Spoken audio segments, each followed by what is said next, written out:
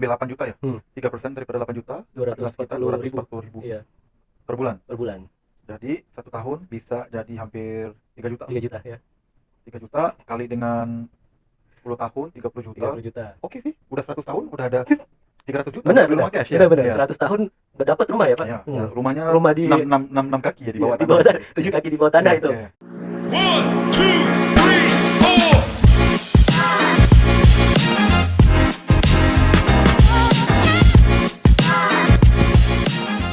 Oke, Pak. Kali ini kita bakal bahas satu kebijakan dari pemerintah nih, pemerintah Indonesia. I think Kenapa kayak nggak jujur bilang ngomong kebijakan itu? Matanya tuh ada sedikit beda. karena ini kontroversial sekali. Jadi ini Ini banyak. kebijakan atau kebijakan? Ini sebuah paksaan kali ya. Ya udah, Jadi oke. jadi Carry on. tiba-tiba I think nggak tiba-tiba lah ya, mungkin sudah melewati banyak fase pertimbangan gitu. Cuman boom, kurang lebih di akhir bulan Mei keluarlah berita bahwa pemerintah meresmikan yang namanya Tapera. Nah, jadi untuk memberikan konteks, Pak, Tapera itu tabungan perumahan rakyat. So semua pekerja, baik itu dari PNS, swasta, private sector, government sector, itu semacam dipaksa, diwajibkan untuk membayar. Kalau dari sisi pekerja 2,5%, dari sisi pemberi kerja itu 0,5%, jadi total 3% dari gaji yang diterima sebagai tabungan rumah. Harapannya nanti itu akan membantu kepemilikan rumah di Indonesia lah gitu. Nah, sebelum kita lihat reaksi dari warganet nih, warga-warga gimana sebetulnya reaksinya, menurut Pak Faizul gimana, Pak? 3% diambil untuk tabungan rumah. 3% ya? 3%. Purata pendapatan kalau di Indonesia berapa Oke. puratanya? Kalau kita bicara UMR, artinya upah minimum itu 4,7 juta, Pak. Tapi itu bukan purata ya? So puratanya berapa? Sekitar. Mungkin saat ini bahkan masih di bawah 10 juta ya, Pak. So jadi 8? Mungkin ya 7-8 juta ya. Yes. Ambil 8 juta ya? Hmm. 3% daripada 8 juta adalah sekitar 240.000 Iya, per bulan. per bulan. Jadi 1 tahun bisa jadi hampir 3 juta. 3 juta ya. 3 juta kali dengan 10 tahun 30 juta. 30 juta. Oke sih, udah 100 tahun udah ada 300 juta Benar, bisa beli benar. rumah cash ya. Benar. Iya. 100 tahun dapat rumah ya, Pak. Ya, ya, rumahnya Rumah di 6 kaki ya di bawah di tanah. bawah tanah. 7 kaki di bawah tanah Iya, itu. iya. Itu udah mewah tuh kayaknya tuh juga dapatnya. Amin dia 300 juta derma tuh kepada Iya, pemerintah jadi ternyata mungkin rumah dapat pahala ya. Iya ya, Nah. rumah di alam Rumah berikutnya. abadi. Ya, bener. Itu bukan rumah malah kita duniawi. tidur di sana selamanya loh. Alhamdulillah, syukur dapat pemerintah yang Perhatian. sangat prihatin kayak gini. Sangat perhatian. Oh, sangat Nah. perhatian. Malaysia panggilnya prihatin. Prihatin. Ya, Oke. sangat berprihatin. Nah, ini juga sebetulnya sama dengan respon akhirnya respon dari masyarakat pun kelihatannya lebih banyak yang against nih, Pak. Asosiasi Pengusaha Entrepreneur Associations Indonesia rejected the the policy bahkan. Oh ya? Jadi mereka merasa bahwa ini policy-nya itu banyak istilahnya apa ya? Ketidaktepatan karena satu, kita sudah punya BPJS TK tenaga kerja yang juga di dalamnya itu menjamin dana pensiun. Dan itu impact-nya lebih impactful daripada tabungan untuk pembelian rumah yang secara praktik masih banyak flow yang bisa ditingkatkan, masih banyak celahnya lah gitu. Sebagai contoh, sekarang rumah rata-rata DP kan berarti kalau kita bicara DP normal 20% di perumahan pinggir, di perumahan suburban daerah Jabodetabek rata-rata harga sudah 500-600 juta, Pak. Ya. Artinya DP minimal Ini purata nih income nih di Indonesia nih. berapa tuh, Pak, di situ? 3 juta dong. Nah, kan? Malah lebih parah. Ya. Kita udah bicara 2 kali lipat butuh 100 tahun tuh. Berarti Hampir ini 3 kali lipat. generasi kelima baru bisa beli rumah. Ya, oke. Mungkin kita husnuzon ya. Mungkin rumahnya tuh yang bisa dibina tuh murah sih. Nah, itu juga jadi pertanyaan karena kalau kita bicara rumah murah, ada program kan rumah subsidi. Even kalau kita bicara rumah subsidi, Tapera tuh nggak menyentuh, bahkan tidak sesuai dengan anggaran rumah subsidi. Rumah subsidi itu cicilan paling kecil 500 sampai 600 ribu. Artinya kalau dengan 3% yang bisa menjadikan ya bikin itu jadi cicilan bulanan, yang 15 juta dong penghasilannya. Hmm. Hmm. Jadi ini sebuah kebijakan yang sangat membingungkan sih, Hmm. Pak. Apa-apa apa yang sebetulnya kalau misalkan kepemilikan rumah, baiknya tuh kebijakan yang bisa diambil oleh pemerintah tuh apa ya, ketimbang maksudnya ngambil 3% tuh nggak ada impactnya menurut saya. Em, saya pernah bekerja bersama pemerintah ya kalau di Indonesia itu. Hmm. Jadi daripada segi pandangan pemerintah dan faktor yang perlu dipertimbangkan sebenarnya banyak sekali. Hmm. Sebelum mereka mengeluarkan polisi ya apa aja polisi. Em, saya juga nggak tahu ya logika di bawah keputusan ini tuh saya nggak Hmm. tahu. Why ya? Kenapa?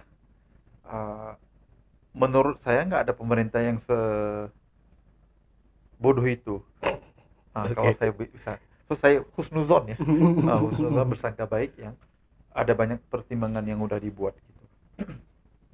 Cuma menurut kalau kalau di Malaysia itu nggak ada skim yang kayak gini. Hmm. Potongan gaji daripada semua untuk Mhm. skim perumahan rakyat nggak ada. Nah, di negara yang antara menurut saya ya antara paling terbaik daripada segi polisinya, which is Singapore. Hmm. Nah, Singapura itu pemilikan properti di kalangan rakyatnya adalah lebih daripada 90%. Uh. Mereka nggak ada skim ini, Hmm. ya. So, Malaysia nggak ada, Singapura nggak ada, obviously negara seperti Hong Kong juga kayaknya Hmm. nggak Hmm. ada sistem seperti ini di Australia ataupun UK juga ataupun US. Jadi, saya nggak tahu ide ini dapatnya daripada mana, Hmm. ya. Di China juga nggak ada. So, it's something new. Saya nggak ngomong yang benda itu salah ataupun Hmm. benda itu benar. It's just something new. Dan kalau mereka bisa menunjukkan logikanya daripada segi matematiknya, karena at the end of the day it's all numbers Yeah, ya, it's it's all numbers, mathematics, true. right? Kalau numbers make sense ya udah gitu. Nah, antara skim yang ada kayak begini kalau di Malaysia itu adalah skim haji, Oh, ya, we dana have haji. abadi haji ya. Ya, so yang tuh ya ada potongan gajinya gitu kan, supaya Hmm. bisa dapat haji 20, 25, 30 tahun daripada sekarang. So yang itu kita ada, Oh, dan oke. hajinya tuh benar-benar bersubsidi, ya. So itu kita ada di Malaysia, kayak potongan gaji kayak gini. Tapi kalau potongan gaji untuk skim perumahan tuh kita nggak ada, Nggak ada ya. nggak ada. Singapura juga pasti nggak ada.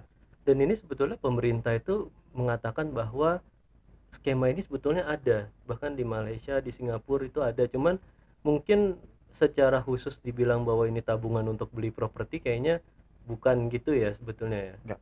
Kita tuh ada peruntukan ya daripada penghasilan per bulan tuh sekitar 11% hingga Nah, betul betul. 13% daripada potongan gaji kita, dan Hmm. ditambah daripada pengatur ya, Hmm. Perusahaan. perusahaan, hampir 2 kali ganda dari situ. Oh. Nah, contohnya 13% ini udah dipotong ya Hmm. daripada gaji per bulan. Daripada 13% potongan itu, 15% akan masuk ke account 2 yang bisa dipakai untuk pembelian perumahan.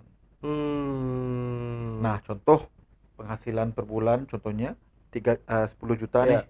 So 13% daripada itu berapa? 1,3.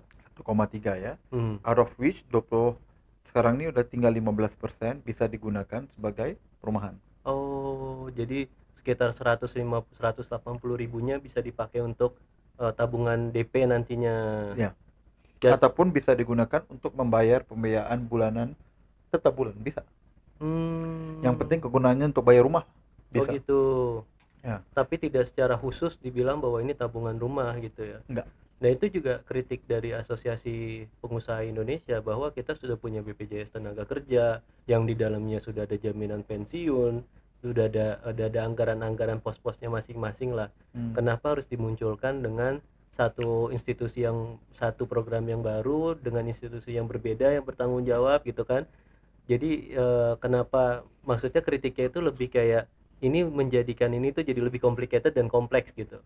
Dan di satu sisi juga ada beberapa yang berpendapat bahwa apakah ini adalah cara pemerintah supaya bisa menghold dana karena ada kebutuhan di ke depan sehingga 3% karena kita modus demografinya besar sekali apa di masyarakat produktif kita kan berpuluh-puluh juta gitu dan kita 3% di penghasilan mereka itu kan for sure cukup besar lah untuk secara impact akumulatifnya gitu. Jadi berarti apa dari Pak Faizal menyimpulkan bisa memberikan masukannya lebih baik bahwa ya kita kalau mau BPJS-nya aja dimaksimalkan, mungkin dinaikin persenannya supaya bisa ada pos-pos seperti yang dilakukan Malaysia gitu ya. Dia begini, em, di Singapura mereka tuh ada konsep affordable housing Ya yang HDB di ya. HDB ya, itu di Singapura. Dan mereka yang bisa beli itulah mereka yang memenuhi syarat-syarat tertentu. Hmm, Contohnya income segini-segini udah ya. nikah baru bisa beli gitu kan. Nah, jadi di Singapura tuh banyak yang bernikah itu sebenarnya karena mau beli Punya rumah HDB. ya. Kalau nggak nikah nggak bisa. Nah, Hmm. jadi keperluannya lebih tinggi ya kalau udah nikah. Nah, pada pendapat saya tuh ya ada kebarangkalian ya dia letak dalam dana baru dan dana itu bisa disalahguna ya. Ya itu ada pasti ada kebarangkaliannya gitu. Tetapi mungkin lebih ke arah whereby kalau mereka tuh udah kenal pasti ya masalah perumahan di Indonesia tuh bakal jadi parah sekali in the next 5 hingga 10 tahun Hmm. ya. Jadi dana yang dikumpulkan ini diperlukan. Oh, oke. Nah, Oke, I saya bagi understand the contoh logic. ya, Ya. saya bagi contoh ya. Ya mungkin nggak banyak ya. Berapa tadi? 1,3 juta ya?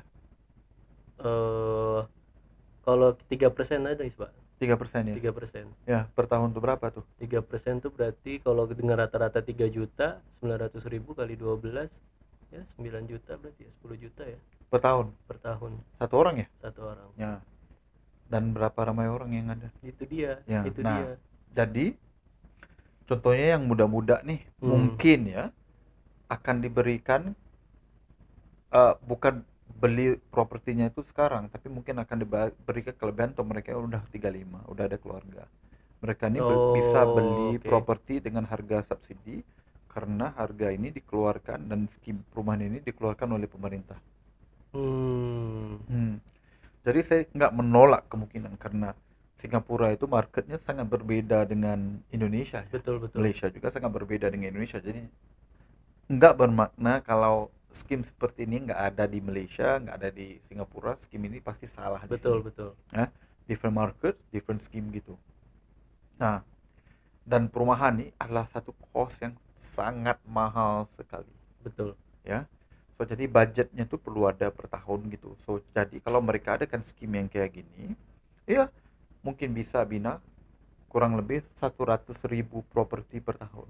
Oh, dan itu harapannya itu yang akan membantu sekian untuk bisa Memiliki mendapatkan rumah ya. secara subsidi gitu. Because the money has to come from somewhere ya. Iya, iya. Ya.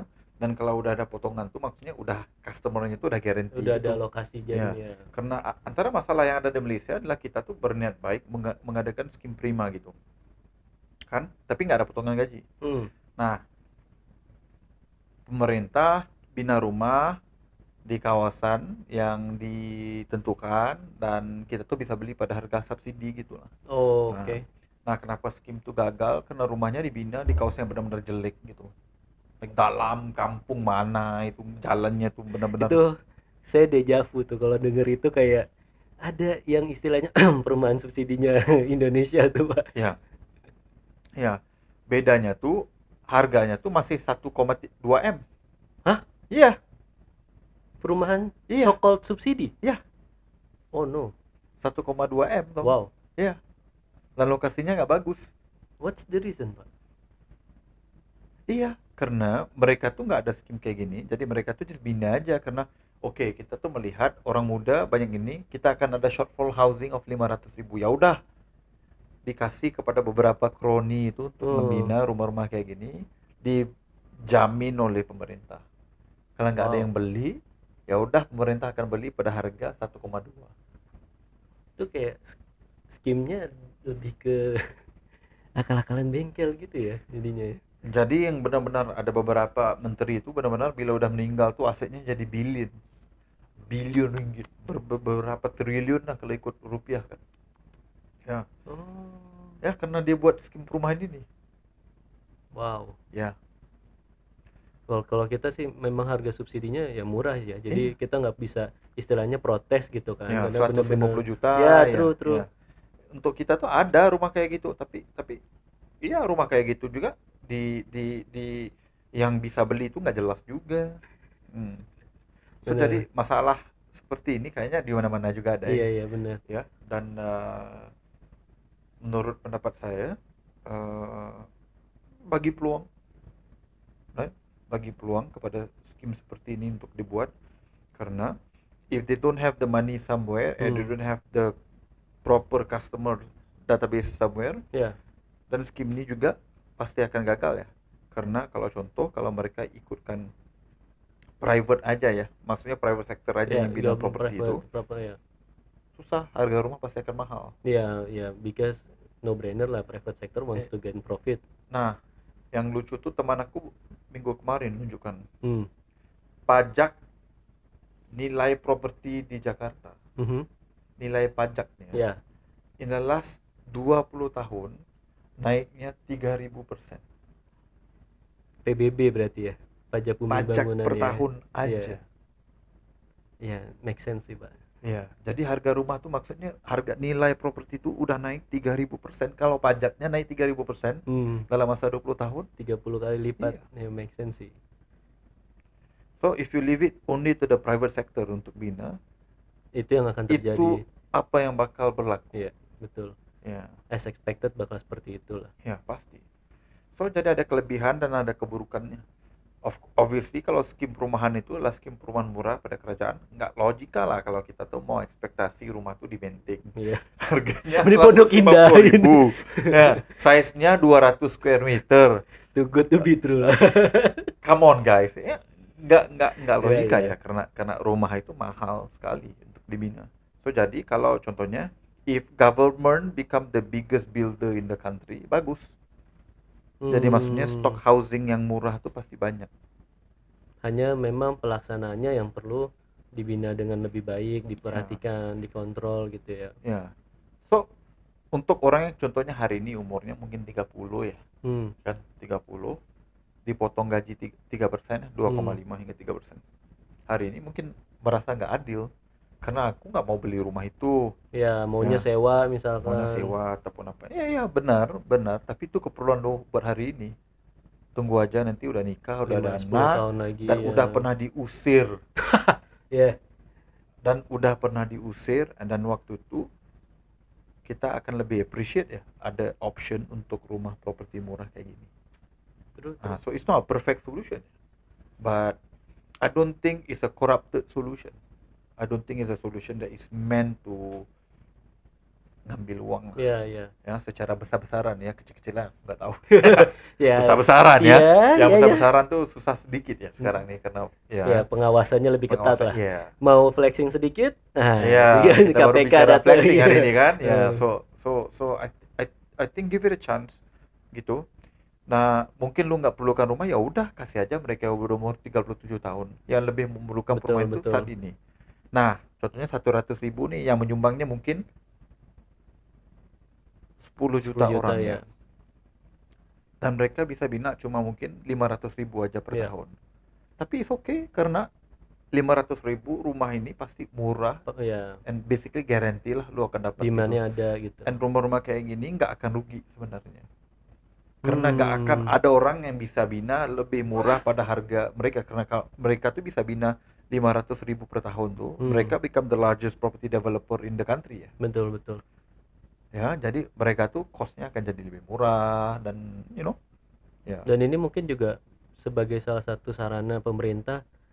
Ya menarik sih, gara-gara Pak Faizul ngomong jadi kepikiran jangan-jangan pemerataan daerah, pembangunan itu akhirnya dengan dana ini bisa lebih terlaksana gitu, karena kalau aku sudah ada dana yang dipersiapkan gitu kan. Jadi let's say di daerah-daerah yang tadinya tidak terjamah sama developer private sector, akhirnya terbangunlah jalur logistik dan lain sebagainya gitu kan, karena di sana juga pasti lebih affordable ya Ya, gitu. dia lebih kepada strategi ini saya nampak yang similar tuh di China. Nah, China. contohnya kalau di Hong Kong itu kan kapitalisme ya. Memang memang ya udah lu ada duit lu menang gitulah. Ya ya Itu ya. kalau Hong Kong ya. Em, nah, pemaju di sana tuh kan cuma beberapa aja. Oh Nah, pulaunya kecil. oh oke. Kalau Yang lu nggak ada beberapa triliun dalam bank, lu nggak bisa jadi developer kalau di Hong Kong tuh. So, oh jadi oke. playernya sedikit. Kalau playernya sedikit kan kita bisa fix harga Benar ya. benar. Wah, Oligarki aja. lu jangan jual murah ya. Iya Nanti betul. lu akan spoil dah. Kita semua naik maximal profitnya. Nah, bila China take over Hong Kong tuh, governmentnya datang ugut property developer nih. Lu kawal harga Habis. propertinya. Kalau enggak, aku akan tambak laut supaya kita ada unlimited land, harga properti lu, tanah lu jatuh semua. Oh, Bila kerajaan itu mengambil langkah menjadi pemaju yang terbesar tuh, mereka tuh bisa merendahkan harga harga rumah properti. betul. Sebenarnya itu bagus sih untuk long term kalau enggak ada penganiayaan Benar, ke atas tidak ada ini. ya yang Nah, meng-abuse of power lah untuk ya, memanfaatkan itu gitu. ya, for me kalau goalsnya ke arah situ, mau menjadikan Dana ini sebagai pemaju terbesar di Indonesia supaya bisa mengawal harga properti, karena hari ini semuanya harga properti didesain oleh private developer ya. Ya, Mereka mau untung aja. betul. Mereka nggak peduli ya rakyat enak ataupun Iya, enggak, susah ataupun enggak, I don't care. I want to make profit, betul. you Toh know. masih ada yang beli juga. Masih ada yang beli, ya.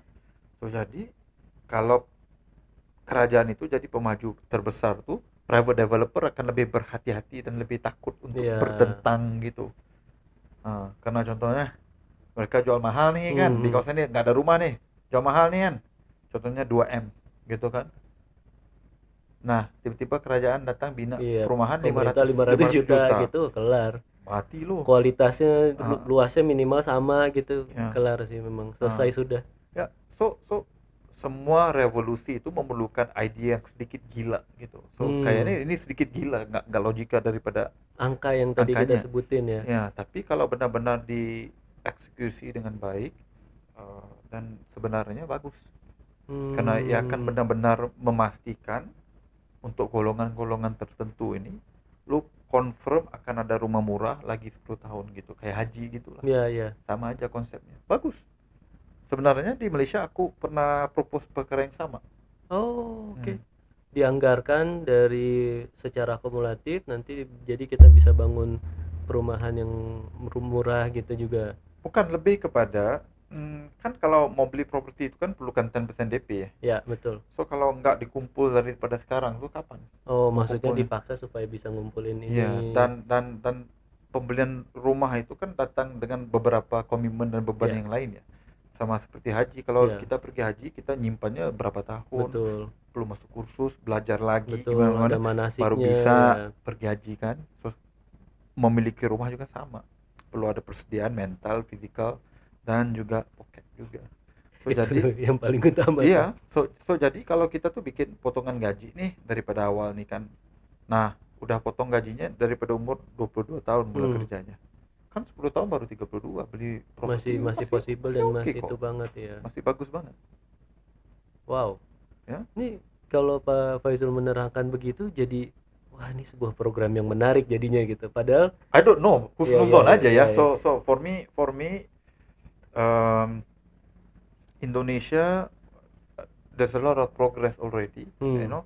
Sebagai ini mata luar ya, ya. untuk orang mata luar tuh, I love my country, but I think Indonesia has got good progress under Pak Jokowi. Hmm. So banyak orang tuh persepsinya tuh Indonesia lebih bersih daripada Malaysia, Oh, really? daripada segi korupsi ya. Hmm. Ya, karena Oke. kita ada Najib. So Oke. so so istri Najib flexingnya kuat banget. Ah, That's why. iya. Social media again Iya, gitu. so jadi karena itu atas 1MDB sama itu jadi kita tercemar daripada segitu. Hmm. Nah, saya nggak bersetuju ya. Menurut saya levelnya lebih kurang lebih sama. Masih. Ya, ya. Kita Ya kan? sebagai orang dalam pun sepertinya tidak seperti itu Ya, juga. ya. So jadi itu pendapat pribadi saya ya. Masih sama aja, Hmm. tapi udah better sih. Actually both countries has become better. Ya. Nah, Singapura paling bagus. Oh ya, dia Korupsinya tuh bersih lah dia, benar-benar clean lah. bersih. Clean dia. lu nggak bisa buat apa-apa walaupun korupsinya tuh jelas. Iya, Nah, ya, so jadi for me it happens everywhere. Yang penting tuh kita ada kemajuan nggak. iya, So kalau ada benar-benar. kemajuan tuh ya ya udahlah, gimana lagi kan. Iya. So praktikal aja. Nah, Nah, jadi kalau kayak gini dari POV-nya Pak Faizul, aku jadi malah merasa, oh I think kenapa 3% because pemerintah juga harus mempertimbangkan kemampuan daya beli masyarakat, tingkat konsumsi, akhirnya dicetuskan 3%. At least we start somewhere lah, kita start ngelangkah lah. Dan benar sih kalau kita bayangkan kalau bicara, diambil 10%. oh riot Sakit Pak, ya, ya sakit. riot Wah, Pak, itu dibakar di sana gedung tuh. DPR hilang itu. Ya, Iya betul betul. so 3% itu memang nggak cukup Tapi at least we start lah. bermula. Mm-mm, mm-mm. Karena mereka tuh perlu ada modal besar untuk memulakan proyek sebesar ini. Iya iya Karena nggak akan ada private sector yang mau. benar. Nggak ada yang ya private sector will not initiate something like this lah. Ya. So ini kayak apa? Di Indonesia tuh panggilnya kutu ya. Yang kita kasih uang tiap bulan, lepas itu Eh, apa? Akhiran di sini. akhiran. Kalau di Malaysia apa itu kutu untuk Kutu ngapain? tuh kita bayar tiap bulan, lepas itu nanti sampai giliran kita akan dapat uang. Arisan. Arisan. No Ah, alah ya. kayaknya ini Some kind like that something ya. like that. Jadi ya nanti dari misalkan 60 juta yang range dari sekian sampai sekian, umur sekian dulu didahulukan. Yang Nanti mana yang ada udah ready ya ya, mana yang udah ready. properti Ya. udah ready, orangnya udah Ya. ya. True. Nah, ini. Jadi guys, Pak Faizul aja bisa melihat sebuah positivity dari ya mostly akan Nggak dibayar ya. Nggak Aku dibayar, nggak dibayar apa-apa ya Tidak ada dari yang pekerja bribing di Indonesia sini. nih. Nah, yang mana mau bayar nanti aku diam ya, kalau nomor Sponsor rekening aku ya ya. mau sponsor dari Ya. mana PUPR itu Nah, misalnya. nggak ada. Ya. Tapi betul, jadi mungkin instead of kita ngelihat mencoba mengkritisi sih menurut kita perlu ya Pak, setiap momen tuh perlu dikritisi, setiap kebijakan perlu dikritisi, wajar Ya. sekali. Hmm. Apalagi ya kita tahu matematikanya, personally kalau kita bicara satu-satu itu emang not match gitu, tapi kalau kita akhirnya melihatnya lebih makro, helikopter view-nya, bonus demografi yang besar bisa membantu, mungkin anggarannya itu akhirnya bisa membantu untuk membangun rumah di yang lebih merata, properti yang lebih murah. I think jadinya ini ada sebuah langkah yang in a way kalau dilakukan dengan baik dan konsisten akan memberikan dampak yang positif di Indonesia. Jadi mungkin Parkep Badis setelah mendengar ini, what do you think? Bisa di drop di kolom komen kalau misalkan ada yang mau ditanya, ada yang mau disampaikan terkait dengan ini. Jadi kita juga bisa tahu pandangannya Udah Parkep kira nih, Badis. Apa itu, Pak? kalau penghasil Rata-rata 3 10 juta ya Hmm. per year, 10 juta per year kali dengan 60 juta ya, hmm, workforce hmm. 180 billion ringgit, Oh, sekitar berarti 40 5 billion iya, US dollars. iya.